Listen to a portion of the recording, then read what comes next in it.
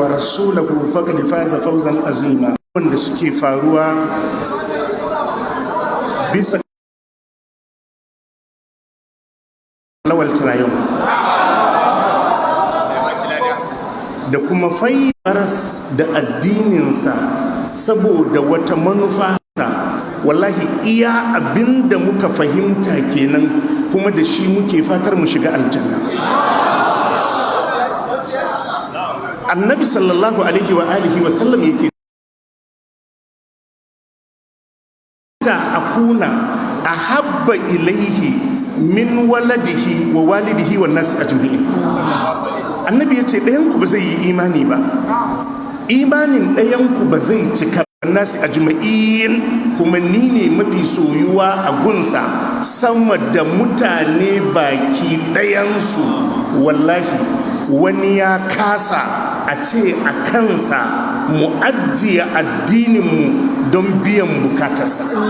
Wallahi ko waɗanda suka haife mu, idan ka gan mu akan fahimta, wallahi iya abin da muka fahimta kenan. Wallahi ko iyayenmu ne suka ɗauki hanyar da ba da wa ashiratukum wa amwalun iktaraftumuha wa tijaratun takshawna kasadaha wa masakinu tardawna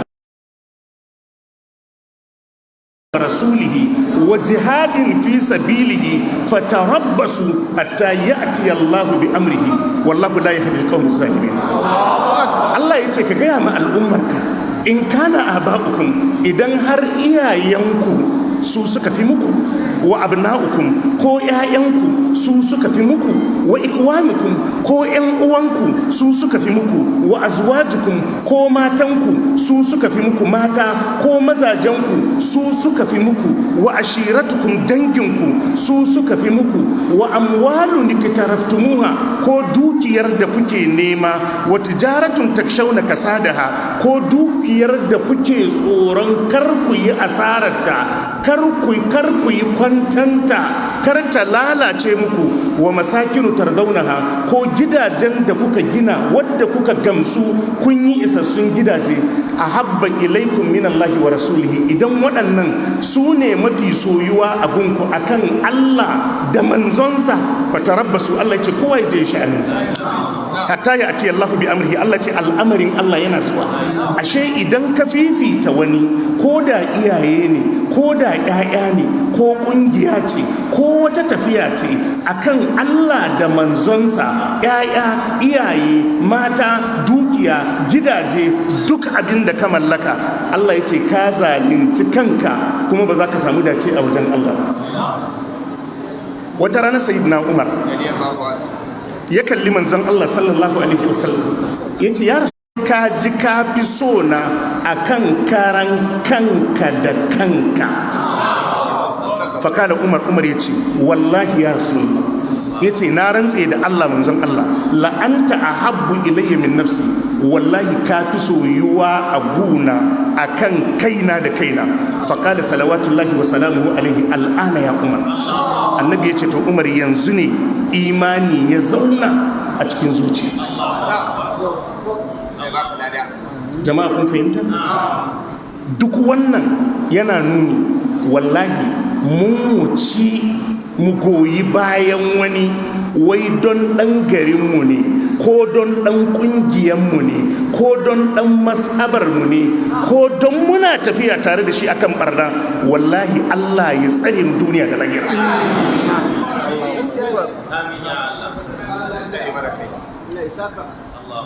Abu na biyu, maganganun da Malam Lawal Turayo mai fada,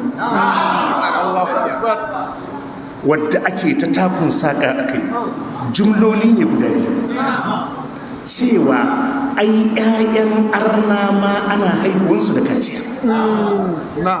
Na biyu, 'ya'yan tumaki ma ana haihuwansu da tozali.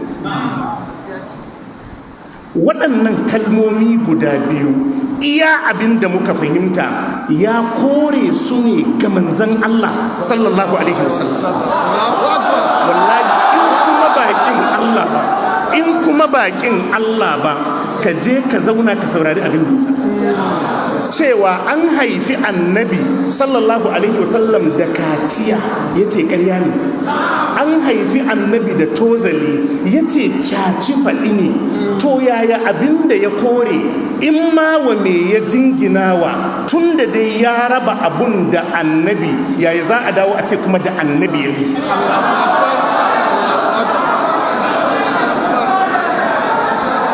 Magana ce haihuwan abun haihuwa da kaciya, ya ce ƙarya ne ba a haifi annabi da kaciya ba, ya ce ba a haifi annabi da tozali ba. To duk maganan da ya faɗa akan haihuwa da kaciya ko tozali ta shafi annabi bayan ya kore wa annabi. Yau idan da sifa ce ta annabi ya soka, wallahi ridda ce. Gashin annabi darajarsa ba ɗaya bane da gashin kowa. Yawun annabi darajarsa ba ɗaya bane da yawun kowa. Kakin annabi darajarsa ba ɗaya bane da kakin kowa. Fitsarin annabi darajarsa ba ɗaya bane da fitsarin kowa. Wallahi in aka daga farcen annabi kai suka akan farcen, ridda ce. To waɗannan sifofi ya kore su daga annabi, ya ce shaci faɗi ne. Duk abin da ya faɗa a kansu kuma a ce da annabi ya yi. Ai yanzu idan ana so a hukunta shi da jingina haihuwa da kaciya ma 'ya'yan arna ko jingina tozali ma 'ya'yan tumaki, to sai a tabbatar da waɗannan ababen sun tabbata ga annabi. To tun da ya soka sai a hukunta shi. Na yi imani da Allah, idan waɗannan abubuwa sun tabbata sifofin annabi ne, aka ce malam Lawal ya fito tsirara ya tuba, wallahi zai fito ya tuba. Amma ya kore su gabarin annabi. To me ya haɗa maganan kuma da annabi, tun da abin da ya faɗa ya ce annabi bai siffanta da shi ba. Doktor, don Allah kun fahimta?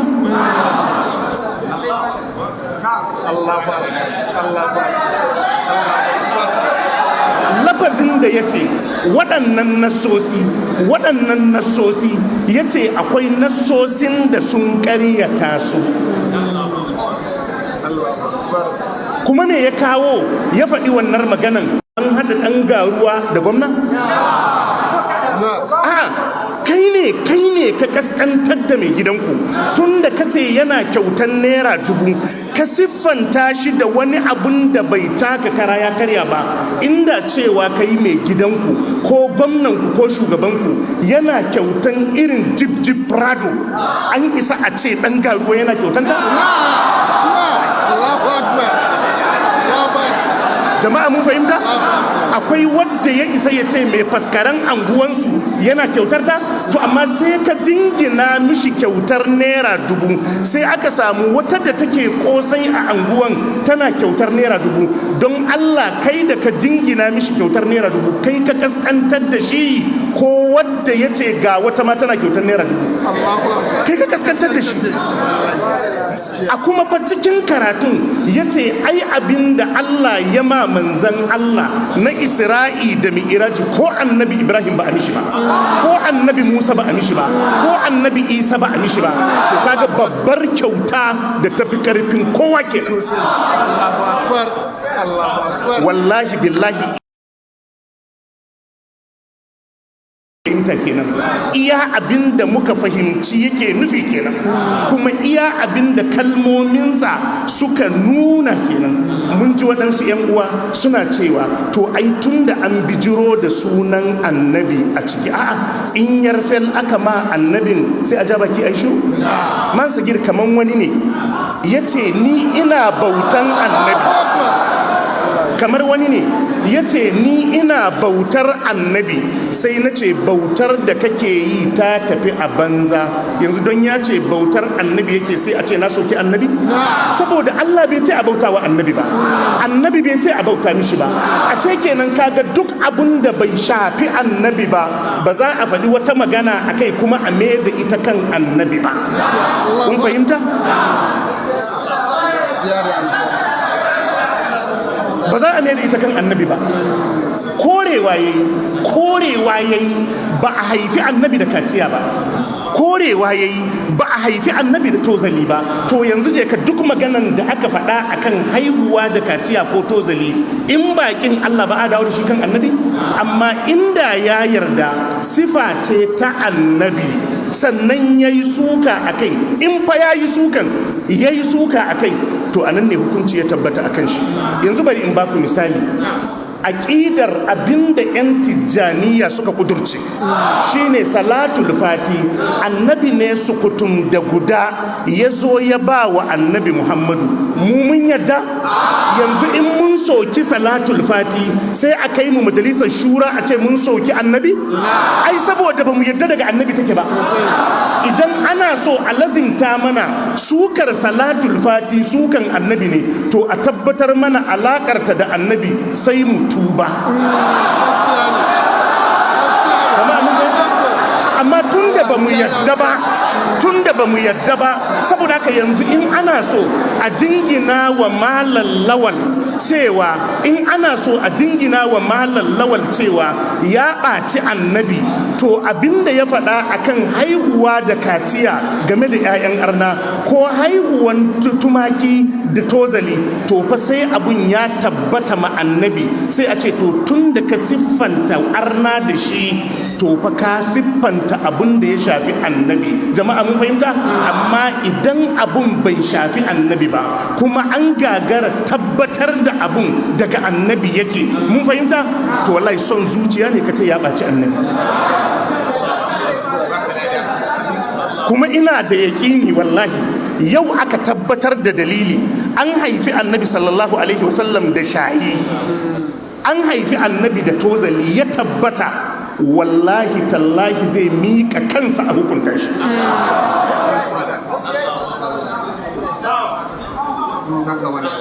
Jama'a mun fahimta? Mun ji wani yana cewa ai idan an zo muƙabalar a titsiye shi, cewa da ya yi 'ya'yan tumaki da 'ya'yan arna ya buɗe littafi ya duba, wai yana haɗa wannan matsalar ƙabiyar wai da ta Abdul Jabbar ɗaya suke. Shi fa Abdul Jabbar yakan ɗauki hadisi ne ya fassara, sai ya ce to ai wannan hadisin ya nuna manzon Allah sallallahu alaihi wasallam kaza ne, sai ya faɗi mummunar magana, kuma ya faɗi littafin da hadisin yake, ya faɗi lambar hadisin. To ba dole a ce buɗe ka nuna mana ba? Amma shi kuma korewa yayi wannan cewa an haifi annabi da kaciya ba gaskiya bane, an haifi annabi da tozali ba gaskiya bane. Da ya zo maganan haihuwa da shayi da ake yi nan kuma ya ce a tambayi ungozomomi, haka ya faɗa ko ba ka ba? To kuma a ce ya zo ya buɗe littafi ya nuna? A sai a je a tara ungozomomi sai a tambaye su ana haihuwan yaro da shayi ko ba a haihuwan yaro da shayi. Wallahi billahi allazi la ilaha illa huwa, ni ma zan kawo muku yaro ɗaya da aka haife shi da shayi.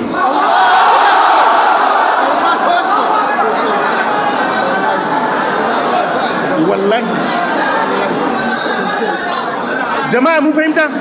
Cewa yayi a je a tambayi ungozomomi, to sai suka ce wai ya bude littafi ya faɗi inda 'ya'yan awaki cewa yayi a tambayi ungozomomi.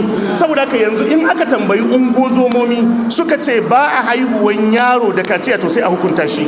Abinda zai bude littafi ya nuna a cikin karatunsa yake cewa nassosi sun ƙaryata wannan maganan, to yanzu tunda ya ce nassosi sun ƙaryata wannan maganan, to yanzu sai a sa ya bude littafi ya nuna nassi da ya ƙaryata an haifi annabi da kaciya.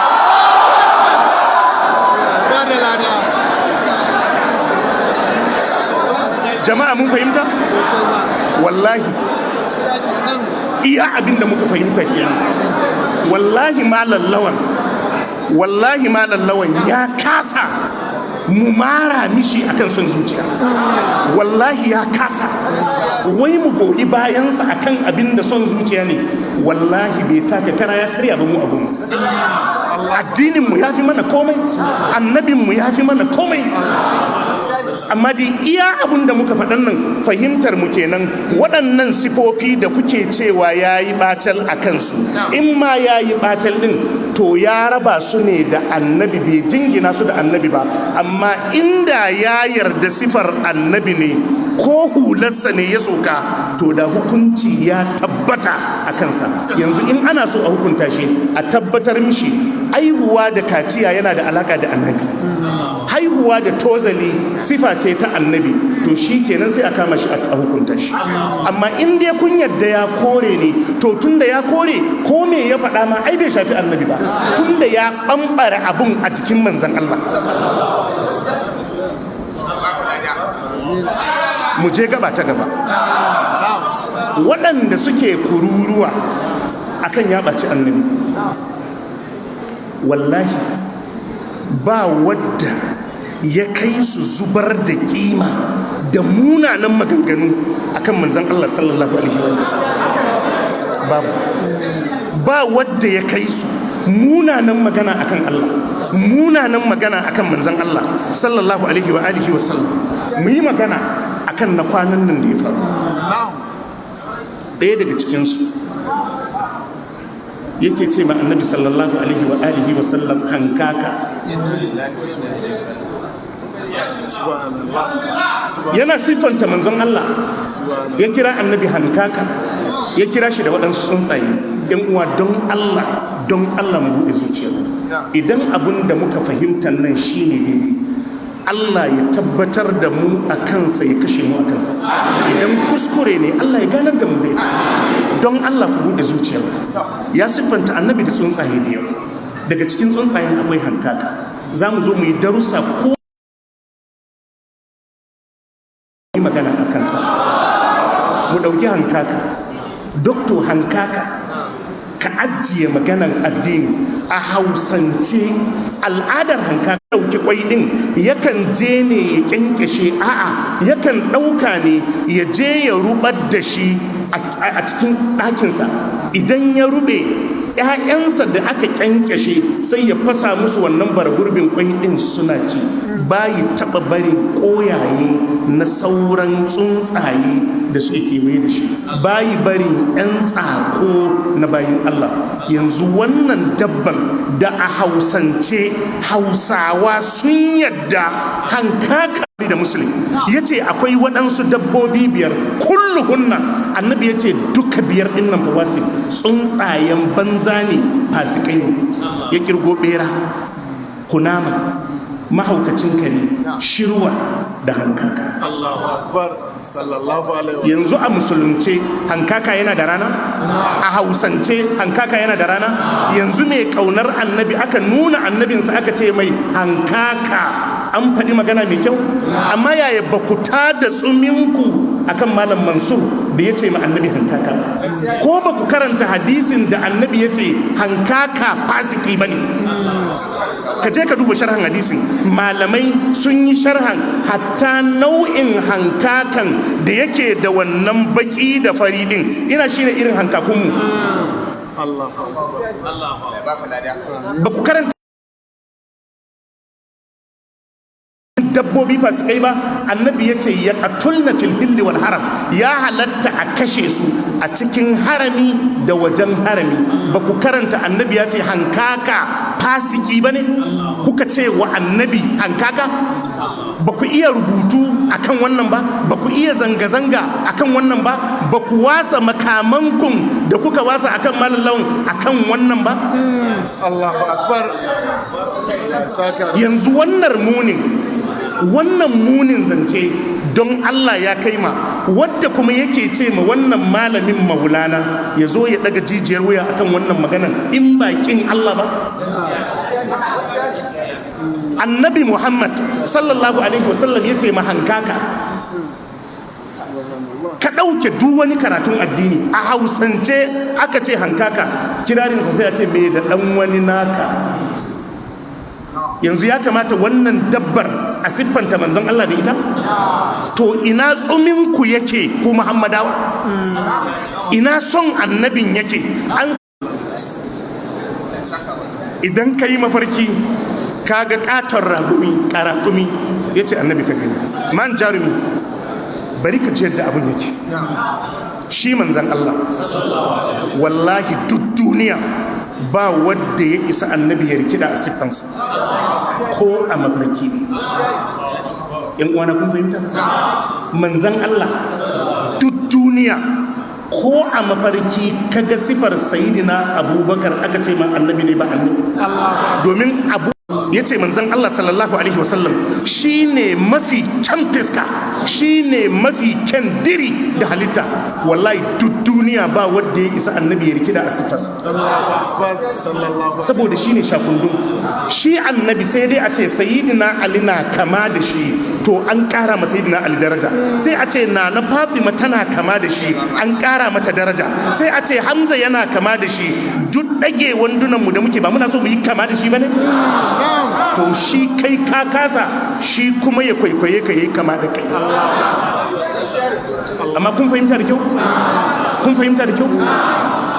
Tun kan a haifi manzon Allah sallallahu alaihi wa alihi wa sallam, Allah ya ba da labarin manzon Allah cikin littattafan da suka gabata. Abdullahi bin Salam da Allah ya ce allazina atainahumul kitaba ya'rifunahu kama ya'rifuna abna'ahum, yace waɗanda aka ba su littafi sun san manzon Allah sallallahu alaihi wa alihi wa sallam kamar yadda suka san ƴaƴan cikin su.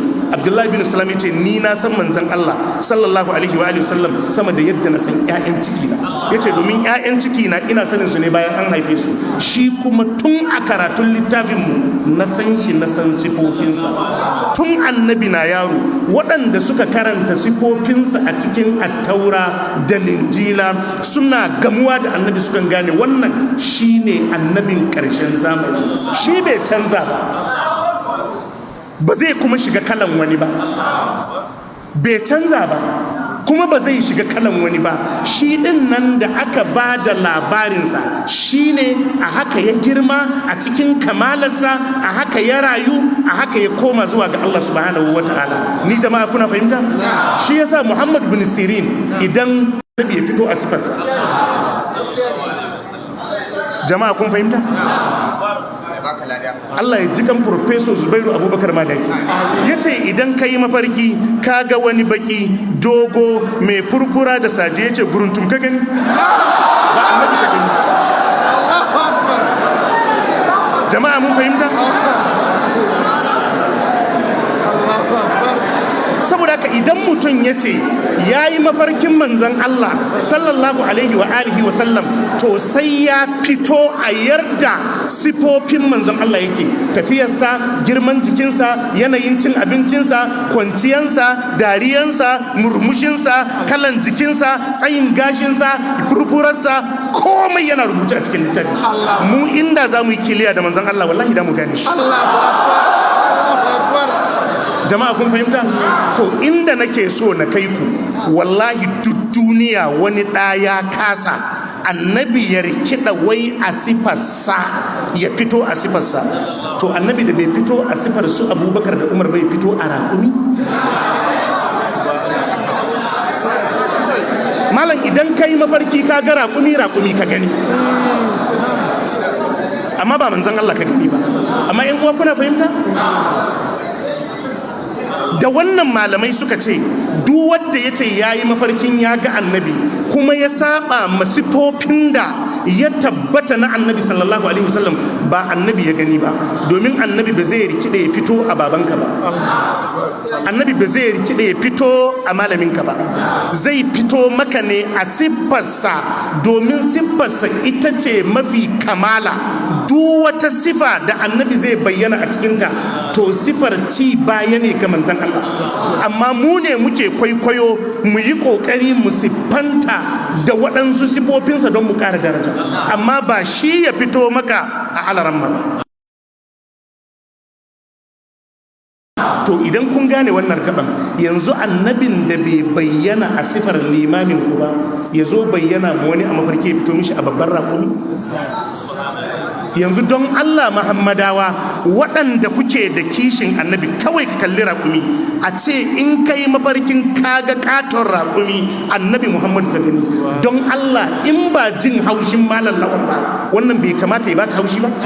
Yanzu wannan bai kamata ya tunzura ka ba? Tsakani da Allah in uwa, idan har kishin ka na annabin kishi ne na gaskiya ba kuma tsana ce ka sa wa malam lawan akan maganarsa ba, yanzu wadda ya ce in ka yi mafarki ka ga katon raƙumi annabi Muhammadu ka gani, don Allah wannan bai taɓa ka ba?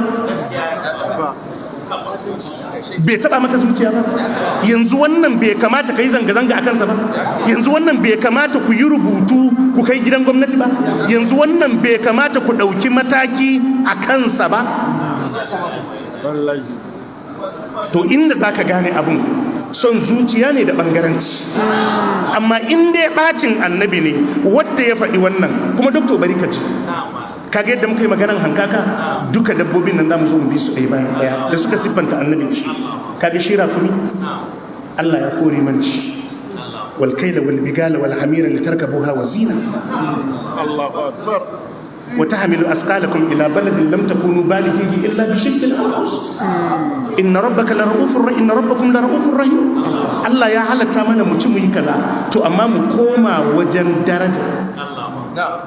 Idan har akwai wani dabban da yake da daraja wadda zai bayyana a matsayin annabi ba raƙumi ba ne. Kuna fahimta? In har akwai wani dabba da in ka wasallam ka gani wallahi ba raƙumi ba ne. Shi fa raƙumi inda ake tara su a ajiye su ko sallah abun annabi ya hana. Kana fahimta masu girma? Inda ake ajiye raƙuma wajen ka je ka yi sallah annabi ya hana. Ya tabbata a cikin hadisi annabi ya ce fasallu fi marabibil ganam, ba laifi ku yi sallah a wajen zaman awaki da tumaki.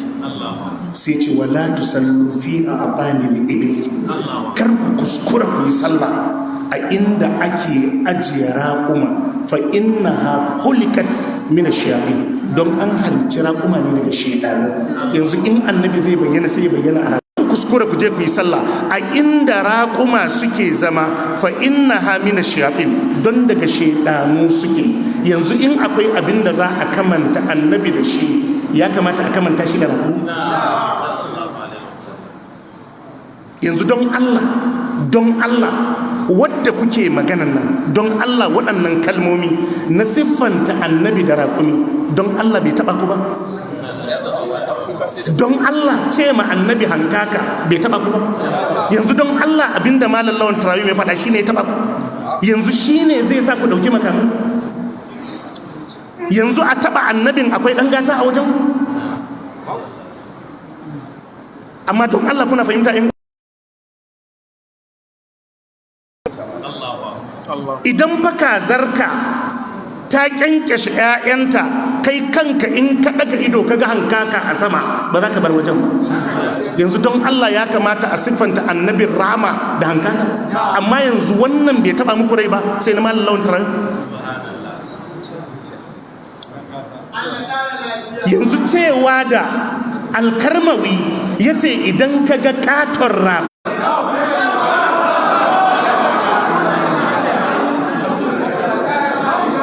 jama'a mun fahimta? 'Yan ɗariku sama da shekara 40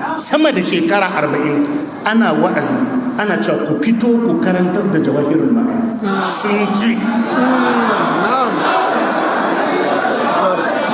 sun ki wai wannan littafin me yasa shi ba a karanta shi a cikin al'umma? Ne ya taso ya ba ma shehu tijjani kaza da kaza. Shi annabi Muhammadu mun gani a Qur'ani sallallahu alaihi wasallam, Allah ya ce ya ayyuhar rasulu ballik ma unzila ilayka min rabbik, yace ka isar da abunda aka aiko ka da shi ballik ma unzila ilayka min rabbik, ka isar da abin da aka saukar maka daga wajen ubangijinka. Wai me yasa ita jawahirul ma'ani ku ba da ku sa ku bayyana ma al'umma shiriyar da yake ciki ba? Me yasa? Jama'a mun fahimta? Annabi sallallahu alaihi wasallam ya tambayi al'ummarsa, hal ballagtu, yace na isar? Suka ce nashhad annaka kad ballagta wa addaita wa nasahta. Suka ce mu shaidu ne ka isar. To mu dai har yanzu shi jawahirul ma'ani bai iso mana ba tukuna, tunda shi ba ku fito kun mana bayaninsa ba. In dai a cikinsa akwai saƙon da annabi ya bayar, to wallahi kun ci amanar annabi, tunda kun ki ku fito ku karanta wa mutane. Wai littafin ba littafin addini ba ne? Me yasa kuke barin mutane suna mutuwa ba san me a cikinsa ba? Ba littafin addini ba ne? Me yasa kuke barin mutane suna mutuwa ba su san me a cikin jawahirul ma'ani ba? Shin ba Allah ne ya lazimta wa masu ilimi latubayyinunnahu linnasi wala taktumunahu, cewa abinda Allah ya shar'anta wa bayi a bayyana wa mutane kar a boye? Me yasa wai shi jawahirul ma'ani ba za a fito a karanta wa mutane ba? To malam Lawan Tirayum sai ya dauko jawahirul ma'ani yasa. Muna sauraro, idan ya zo ya karanta nan, wannan sai ya shigo ya ce ai baka karanta daidai ba, ai baka fassara daidai ba, sai malam Lawan ya ce mishi to fassara mu. Idan da kun sa kuna karanta wa mutane da ba ku hutar da shi ba, to sai ya ce karanta. To sai fa suka gane cewa da gaske karatun za a yi, cewa bai iya karantawa ba, cewa bai san ma'anoninsa ba, cewa bai yi wasali daidai ba. Ai wannan kurar ta tabbatar mana karatun ya isa.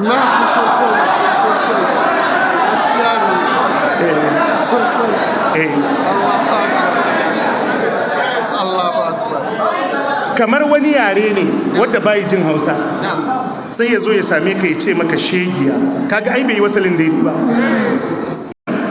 Mutanen Abdul Jabbar, wadda su kuma dama mutuwar kasko suke so,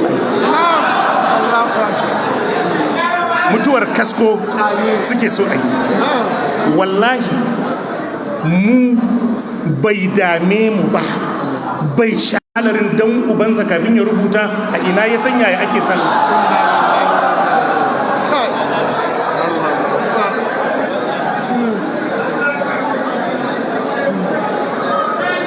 Jama'a mun fahimta? To ‘yan mai tatsina ma da suka soke hadisan duka sun taba sunnar annabi sallallahu alaihi wasallam, wallahi ko gezau a jede tafiya gaskiya ita za ta yi rinjaye akan gaskiya. Saboda haka idan Abdul Jabbar ake so a cire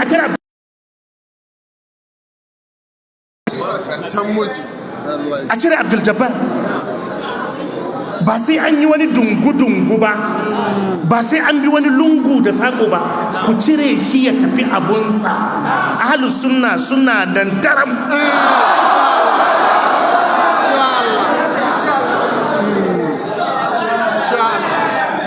Ahlus sunna suna nan daram.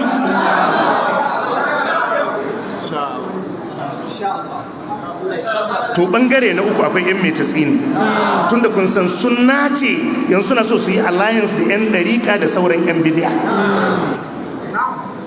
Sunna ce suna so su raɓi yan ɗariƙu su mannu a jikinsu. Muna kallon ku, in dai yan metatsina ne, ba mu manta ranar baya ba su raɓe. Wallahi waɗannan mutanen ko gogewa ta rayuwar duniya mutum ke da shi, ba zai bar waɗannan yan metafi nan sun rike Qur'ani sai suka rabe su. Ka bi duk inda aka yi yakin metafi ne, tun daga Kano, Borno, Gongola, Gombe, duka inda aka yi yakin metafi ne, wallahi waɗanda aka fi yankawa su ne alarmomin tsangaya. Wallahi waɗannan malamin Qur'ani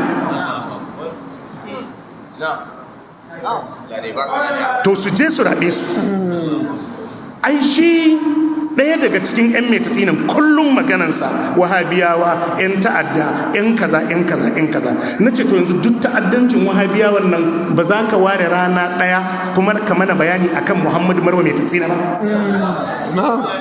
Ai tun da kana magana akan 'yan ta'adda to sai ka fito ka yi magana akan Muhammadu Marwa Metatsina shi kuma muji, domin shi declaring ɗan ta'adda. Hukuma gwamnati ce kuma ta yaƙe shi. Me yasa a cikin 'yan ta'addan baka kawo Muhammadu Marwa? Gaskiya ne. Akwai ɗaya daga cikinsu, wannan ɗan Katsinan, wata ran ya zauna yake cewa suna da yaƙini, suna da tabbas. Ya kira sunansa ba sunan yanka, Muhammadu Marwan nan shine asalin sunan yankan Metatsina. Ya kira sunan ya ce suna da tabbas da yaƙini Malam Muhammadu gwamnati ne ta yaƙi shi. Allah kaɗai ya san adadin sojoji da suka rasa ransu a sanadiyar yaƙin Metatsina. Allah kaɗai ya san adadin 'yan sanda da suka rasa rayuwarsu a sanadiyar yaƙin Metatsina.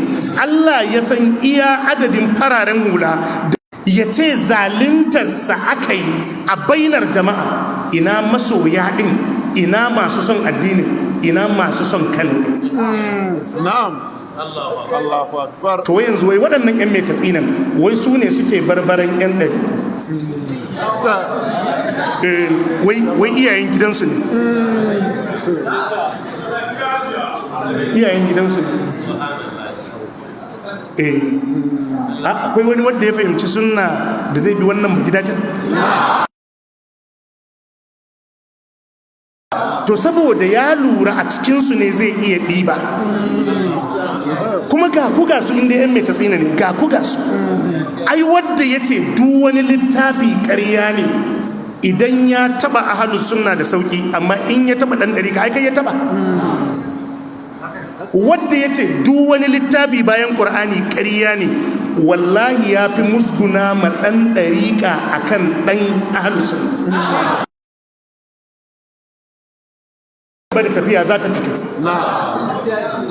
To su ma suna ciki. Suna ciki. A zo a titsiye shi. Ai dai titsiyen za mu ga yadda za a yi. Me za a ce ya nuna din? Idan aka yi karfan ai duniya tana gani. Jama'a mun fahimta? Ai duniya tana gani duk abin da zai faru. Ina kira mana da muka bar ni gaba faɗa abin da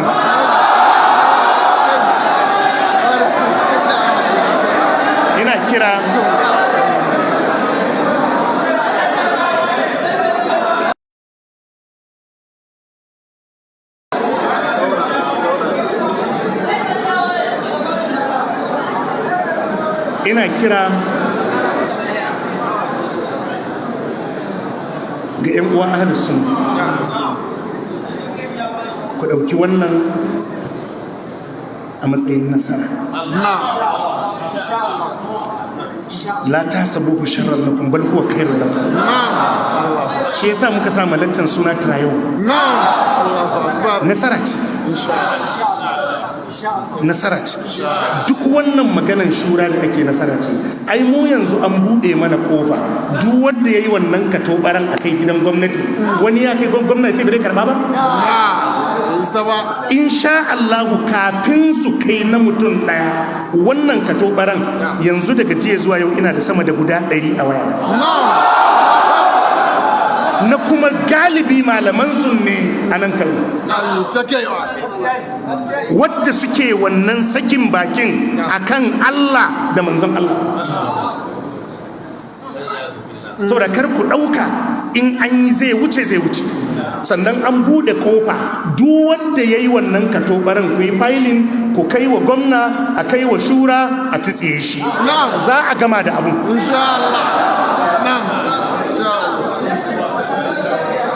Akwai wani shehinsu ana ce mishi malam mai Kano Jallo, shine yake cewa ai qur'ani na Allah ne, shi ya faɗe shi ne a ganin dama, saboda haka da su yake magana. In yayi maganan suka dubi inda za su gyara sai su gyara.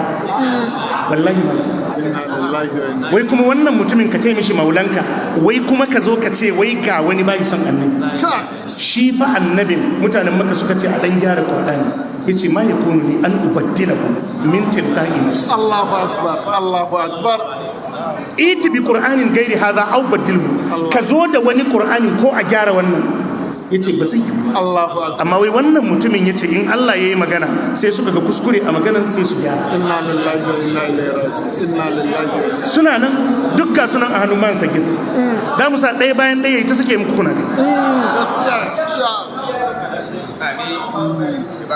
Saboda haka ahlus sunna ku dauki wannan a matsayin nasara. Kuma babban abin da ya faranta mun rai da qadiyar yadda mutane suka fahimci abu. Allahu akbar. Yadda aka fahimci inda al'amarin ya dosa, wallahi na daga cikin abin da ya faranta. Idan wani ya fito yana bayani ko a TikTok sai ka yi mamaki, to yaya aka yi wannan har ya fahimci abin yake bayani dalla-dalla akan wannan matsalar. Wallahi ku ce alhamdulillah. Alhamdulillah. Wallahi nasara ce. Mai abun faɗa ba ya faɗa. Kar ku zagi wani, kar ku musguna ma wani, kar ku shiga sabgar wani, amma dai wannan darasi ne ku mai da hankali wajen karantas da aƙida.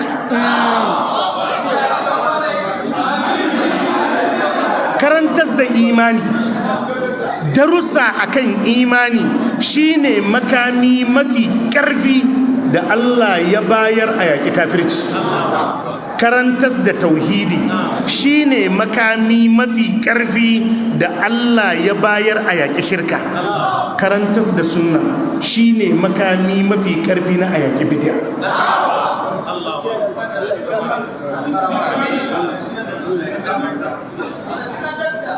Abu na biyu,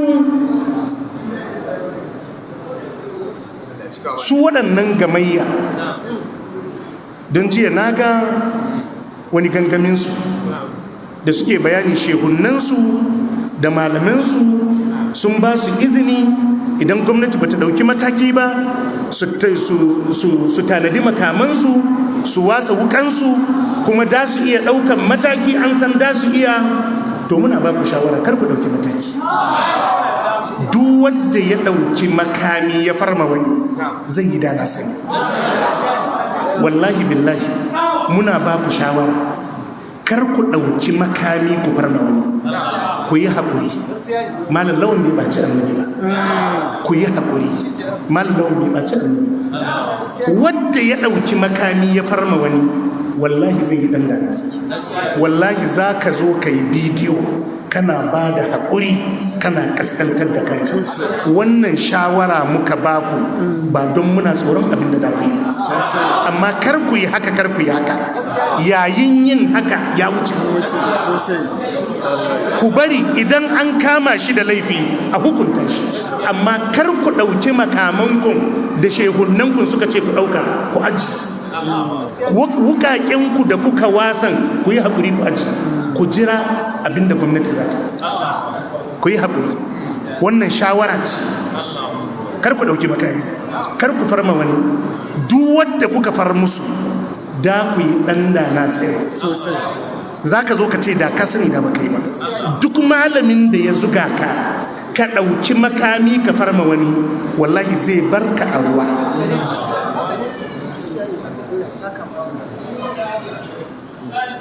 Jama'a mun fahimta? Waɗanda suka zuga matasa suka je suka yi zanga-zanga, ba matasan suka bari a roba? Akwai matar da sai da ta sai da ɗan sauran ɗakunansu na gado ta bi yadda za ta bi ta je ta karɓo ɗanta, wadda kuma suka ingiza zanga-zangan kowa yana yawo a gidansa.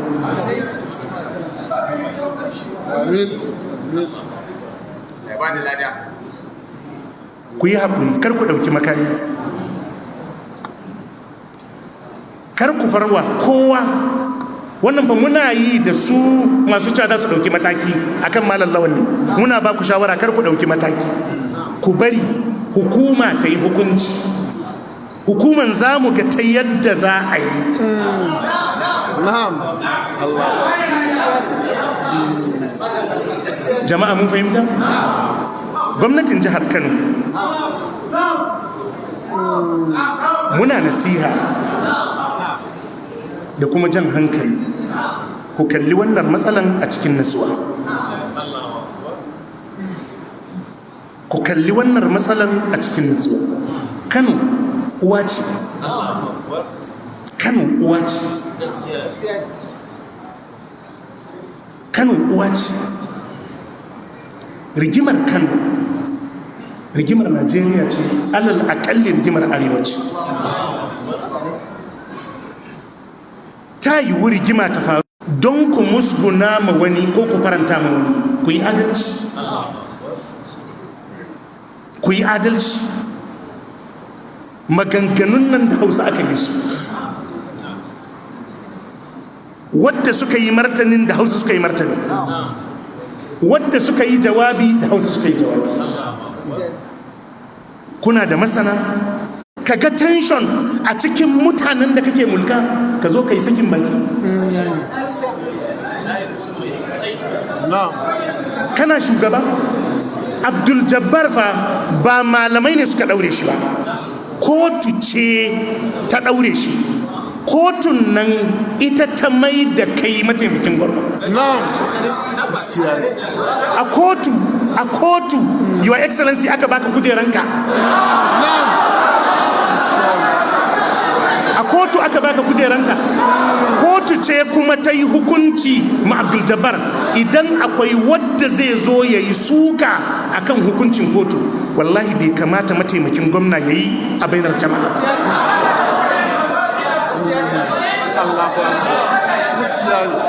Bai kamata ba. Idan akwai wadda zai kushe hukuncin kotu, to tawagarku bai kamata ku soki hukuncin kotu ba, domin kun san rananta a wajen sosai. Alkali ne ya zauna ya yi shari'a, ya yanke hukunci, ko bai maka daɗi ba a matsayinka na shugaba, bai kamata ka yi wannan barin zancen a cikin jama'a ba. Wannan ya sa mu kuma ya sa mana shakku game da adalcinsu.